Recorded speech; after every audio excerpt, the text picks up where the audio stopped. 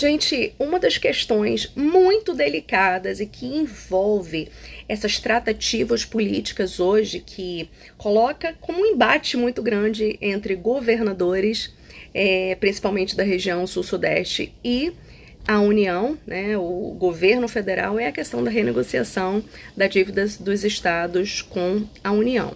Na verdade, o grande embate hoje é qual o indexador que vai incidir sobre um saldo devedor extremamente grande que corresponde a essas dívidas. Na verdade, o presidente Lula, ele quer sentar, quer negociar, mas eles não estão conseguindo chegar num acordo sobre que indexador utilizar. Foi feita uma reunião entre os governadores do Sul-Sudeste e eles fizeram os cálculos e chegaram a um indexador de 3% ao ano que incidiria sobre esse saldo devedor. Logicamente que isso não foi do agrado dos técnicos do Tesouro Nacional. Hoje, esse indexador é IPCA mais 4% ou a taxa Selic. Na verdade, o governo federal ele quer impor um indexador que faça uma correção sobre os níveis de preços. Na verdade, gente, o nosso ministro da Fazenda diz que já existe proposto um PL que vai tratar dessa negociação. Ele precisa de uma agenda do presidente Lula para poder tocar o barco, né? Vamos ver se dá certo. Então, o interesse do governo é colocar esse PL, sentar com os governadores e chegar no mínimo num denominador comum. Na verdade, esse PL ele traz alguns critérios que vão ser levados como contrapartidas. Por exemplo, o resultado dessas sobras orçamentárias que viriam dessa renegociação necessariamente deveriam ser ter como investimentos estruturantes ou investimentos sociais. E isso vai ter que ser discutido com os estados. Gente, é importante a gente ressaltar que esse histórico de dívidas dos estados, dos municípios com a União já vem de muito tempo, do próprio modelo federativo que foi imposto e tutelado, chancelado pela nossa Constituição. A Constituição ela concedeu autonomia aos entes federativos com descentralização para que houvesse arrecadação tributária em diferentes níveis. E a gente chama isso do próprio, esse modelo federativo, de federalismo fiscal. Na verdade, a gente, com esse federalismo fiscal, a gente concentrou muito poder na mão da União e boa parte das despesas para execução dos serviços públicos ficou para os entes menores, estados e municípios. Isso sobrecarregou sobremaneira esses entes. É importante a gente ressaltar a consequência dessa autonomia. Se eu tenho autonomia como ente federativo, eu sou um estado, cada vez que eu tenho um déficit fiscal, eu posso financiar esse déficit através de emissão de títulos da minha dívida. É por isso que boa parte dos estados tinham bancos públicos. Naquela época, era possível a gente ter. Isso começou a mudar com o Plano Real. Então, se eu tinha um déficit fiscal, ou seja, a receita tributária, principalmente a receita tributária, ela não conseguia fazer frente ao aumento das despesas correntes, despesas para manter a máquina administrativa funcionando, pagamento do funcionalismo ativo, dos inativos também, os contratos da administração, ou seja, eu não estou conseguindo arrecadar o suficiente. Então, o que eu faço? Eu capto no mercado o dinheiro que eu preciso para fazer frente a essas despesas e alongo, coloco a dívida, o pagamento da dívida para frente. Isso era ótimo, os estados podiam fazer isso. E isso começou a mudar a partir do Plano Real. Então, começou-se a se repensar essa estrutura financeira envolvendo os entes, principalmente os estados. Então, na década de 90, particularmente em 1997, a União chama os estados e diz o seguinte: gente, a partir de agora eu vou assumir a dívida de vocês e ela passa a ser uma credora. Realmente é isso, vamos privatizar os bancos públicos estaduais. Essa renegociação ela passa a impor um novo indexador que vai de 6% a 9% mais o Índice Geral de Preços, IDI. E assim foi. Logicamente, naquela época não podia se discutir. Os estados eles estavam extremamente endividados, alavancados até o talo e aceitaram essa renegociação em 1997, que foi a primeira renegociação da dívida dos estados com a União. Na verdade, gente, o que acontece? Eu fiz esse acordo para poder respirar como Estado, mas as minhas despesas, elas são obrigatórias e elas são crescentes. Por exemplo, você não pode, na medida que você concedeu um direito adquirido para o servidor, chegar e, gente, vamos demitir. Né? Até que veio a lei de responsabilidade fiscal e impôs uma série de regras, mas até hoje eu não vi ninguém, nenhum Estado, demitir servidor público por conta desse déficit, dessas despesas, por exemplo, com gastos com funcionalismos que ultrapassassem um percentual imposto pela Lei de Responsabilidade Fiscal, que levava em consideração o seu percentual em relação à receita corrente líquida. Não vi ainda isso acontecer. Então, na verdade, há um questionamento muito grande a respeito da própria aplicabilidade da Lei de Responsabilidade Fiscal. Ela é inexequível. Ela não consegue se operacionalizar, se efetivar, muito mais por questões delicadas, questões políticas. Então, os gastos continuaram crescentes dos estados, gastos obrigatórios, principalmente pagamento com funcionalismo, e a previdência, gente, a previdência é crescente por N motivos, a expectativa de vida aumentou e levou-se muito tempo para se discutir uma nova reforma previdenciária. Gente, acontece que ao longo dos anos os estados vêm tentando renegociar com a União e tentar estipular um acordo que fosse favorável para os estados. Ao longo dos últimos anos, o Estado vem se dividando, realizando investimentos e dando como garantia, né, a própria chancela da União, que passa a garantir esses investimentos, principalmente estados grandes que fazem grandes investimentos e grandes investimentos estruturantes. E isso aconteceu, por exemplo, para o financiamento para se receber uma Copa do Mundo no Brasil, as Olimpíadas aqui no estado do Rio de Janeiro. Então, o estado, principalmente eu vou falar do Rio de Janeiro, que é onde eu moro, os estados foram se endividando. O estado do Rio de Janeiro foi assumindo obrigações que não conseguia, né, no longo prazo, honrar. E a União passou a assumir boa parte dessa dívida que o estado do Rio de Janeiro que havia assumido alguns anos atrás. Na verdade, gente, os estados, ao longo desses anos, ele vem tentando respirar, vem tentando renegociar essa dívida. Em 1997, por exemplo, eles impuseram um prazo de 30 anos para os estados pagarem essa dívida, renegociarem essa dívida com a União. Em 2016, houve uma mudança de indexador, né? A gente passou a adotar o IPCA mais 4%, ou Selic. Antigamente, o indexador utilizado era o Índice Geral de Preços, DI.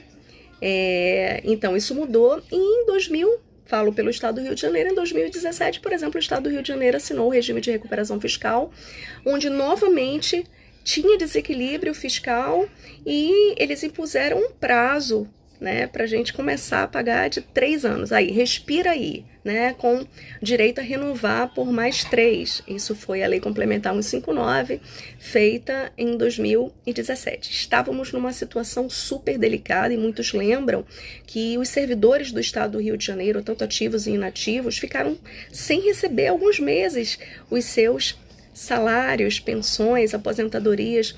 Foi um momento muito drástico para a economia do Rio. E, ao mesmo tempo, também a arrecadação, ela diminuiu consideravelmente. Quando foi criado esse regime de recuperação fiscal em 2017, isso trouxe um respiro, um alívio para o estado do Rio de Janeiro, principalmente para pagar suas despesas obrigatórias. Mas esse regime, ele impôs uma série de vedações. Para você ver, foi criado um conselho do regime de recuperação fiscal, formado por servidores, tanto do Estado quanto servidores da União, que passaram a acompanhar de perto todas as regras que foram impostas, né, contrapartidas, para se poder aceitar, compactuar esse regime. Por exemplo, necessariamente o Estado deveria fazer uma reforma de suas pensões, uma reforma da Previdência, a questão da privatização dos seus ativos. A gente tinha a SEDAI, que foi, em tese, privatizado, né? Foi feita uma concessão, na verdade, dos direitos da exploração desse serviço apenas anos depois. E também a questão do controle das despesas, principalmente das despesas obrigatórias, com gatilhos. Então, o Estado ficou numa situação muito delicada e, necessariamente, se infringisse essas regras, o Estado seria penalizado e sairia automaticamente do regime de recuperação fiscal. Lembrando que, em 2021, foi feito um novo acordo, um novo regime de recuperação fiscal, onde o prazo se estenderia a 10 anos. Sem contar, gente, na revisão dos benefícios fiscais. Como muitos sabem, a gente vivia uma guerra fiscal, então o Estado era quase que obrigado a fazer concessões, né, ceder a benefícios fiscais para tentar atrair essas empresas, para instalarem parques industriais, para gerar renda e emprego e efeitos multiplicadores transversais sobre a economia. E assim foi feito, mas foi gerado muita dúvida, principalmente em meados de 2015, 2016, 2017, onde o Estado do Rio de Janeiro atraiu muitas empresas através de benefícios fiscais e o Ministério Público pôs em xeque esses benefícios e isso foi colocado como uma das grandes vedações no regime de recuperação fiscal e haveria o acompanhamento, logicamente, pelo Conselho de Recuperação Fiscal. E vamos falar de números, né? Porque com números a gente consegue visualizar o que de fato está acontecendo, por exemplo, no estado do Rio de Janeiro.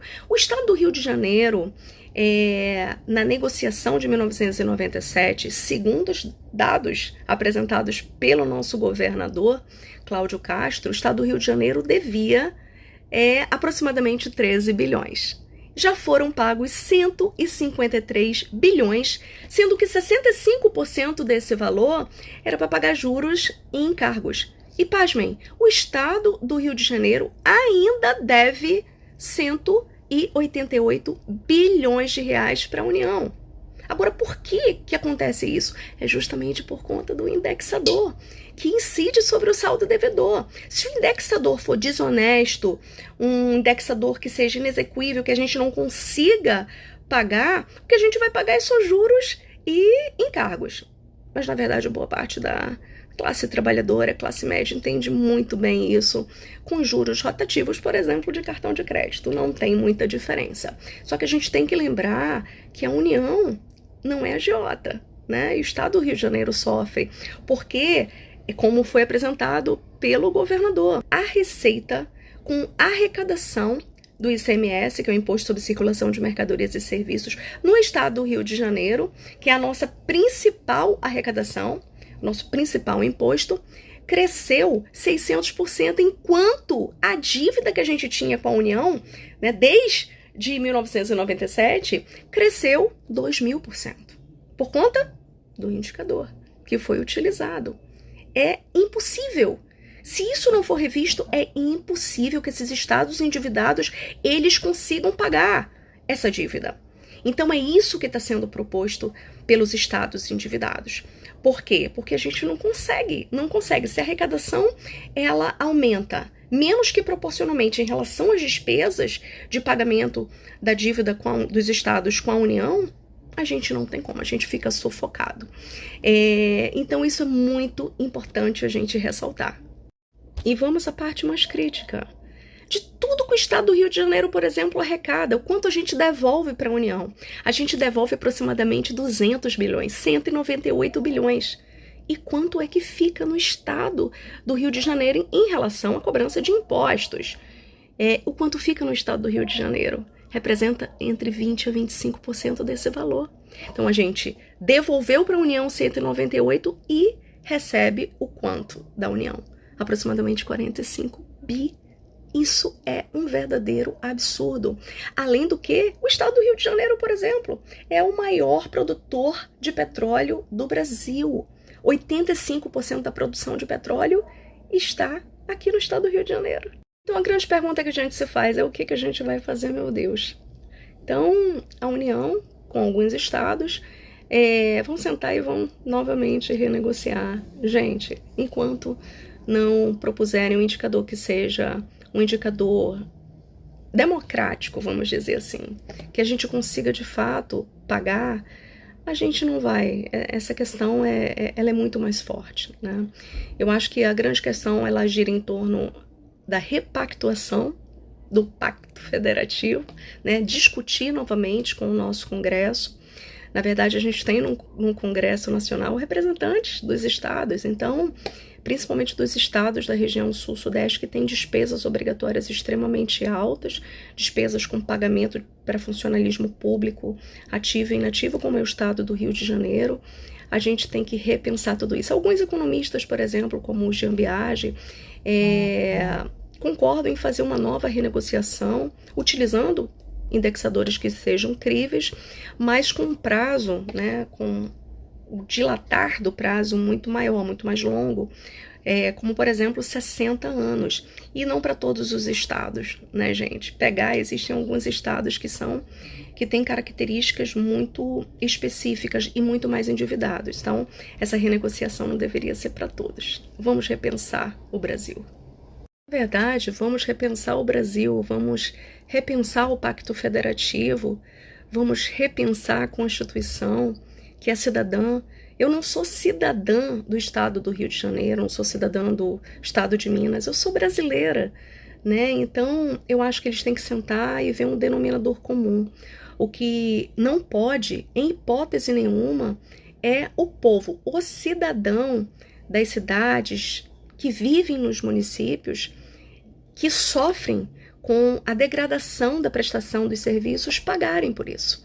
A gente tem que ter serviços de qualidade, técnicos de qualidade, servidores públicos que sejam remunerados de forma adequada. A gente precisa crescer, a gente precisa investir, e enquanto a União estiver sufocando estados e municípios com esse tipo, né, de modelo federativo que foi imposto há muito tempo, a gente vai continuar tendo que fazer novas renegociações e nunca a gente vai conseguir pagar essa dívida.